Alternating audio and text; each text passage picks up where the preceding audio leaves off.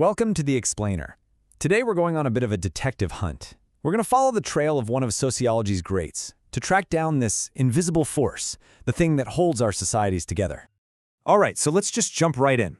At the heart of all this is a mystery, a puzzle that absolutely fascinated Émile Durkheim. Think about it. Why aren't we just a bunch of chaotic individuals, all running around chasing our own goals? What stops it all from falling apart? What's the social glue? So yeah, that was Durkheim's great mystery. How do you get from a bunch of self-interested people to a real, cohesive community?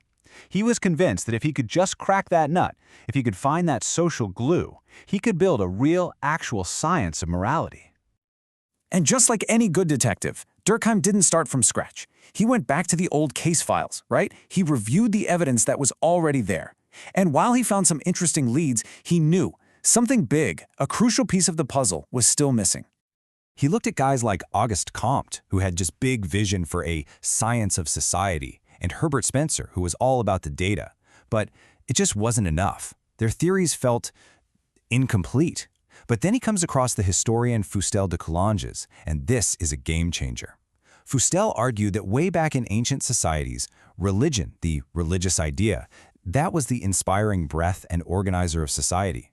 And for Durkheim, that clue pointed his investigation in a whole new direction. Now, Fustel's ideas were getting warm, for sure, but Durkheim realized that even focusing on ancestor worship wasn't quite it. It didn't go deep enough. He had this gut feeling that there was something even more basic, a force older than the family, older than kinship itself. So the investigation had to go deeper, right to the very origins of religion. And then, bang, the case breaks wide open. It's 1895, and Durkheim stumbles upon the work of a guy named William Robertson Smith. Now, Smith was this brilliant, kind of controversial biblical scholar, and what he had to say, well, it was a total revelation for Durkheim. You see, what Smith was doing was absolutely revolutionary for its time. He was applying scientific methods to the Bible. He wasn't treating religion as some divine, unchanging truth, no. He was looking at it as a social institution, something that evolved over time. He traced it all the way back to its most basic ancient forms, and in doing so, he basically handed Durkheim a whole new set of detective tools.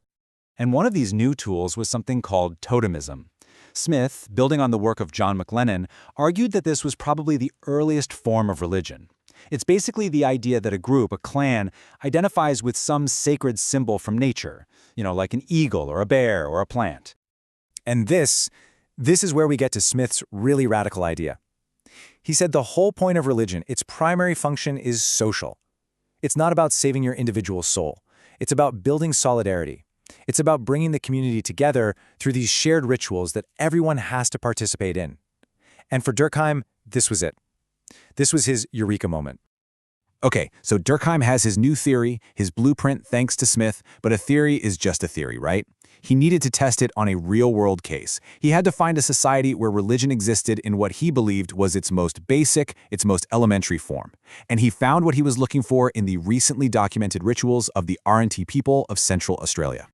And lucky for him, the fieldwork of two guys, Baldwin Spencer and Francis Gillen, was absolutely groundbreaking. Because of them, Durkheim now had this incredibly rich, detailed account of a living, breathing totemic system. For him, it was like a social laboratory, a perfect window into the past that could show him the fundamental gears and levers of how religion actually works.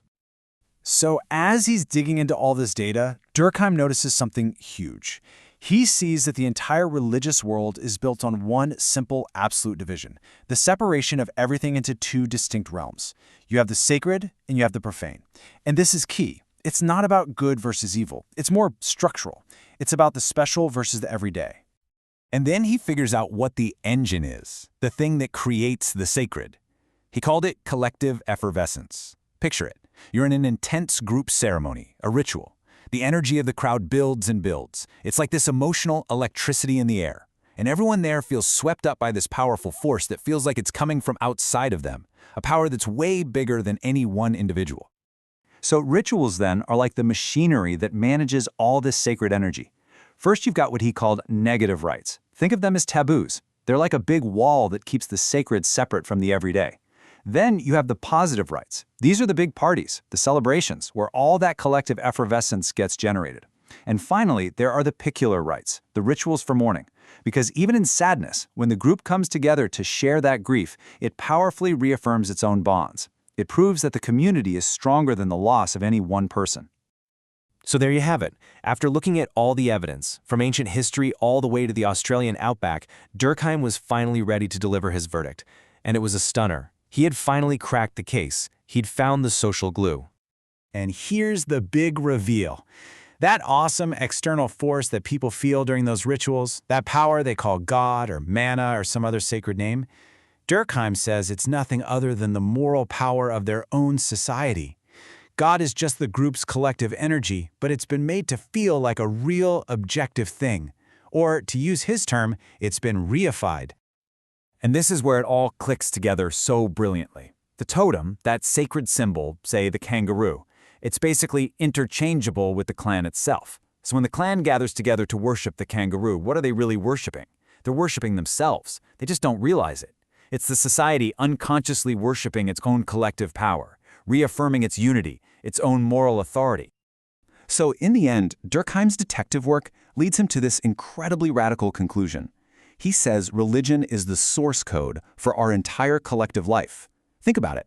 Our most basic ideas, how we understand time and space, morality, cause and effect, heck, even science itself, he argued that all of it has its ancient roots in those first religious rituals that brought people together. And that leaves us with a really powerful question for today, doesn't it?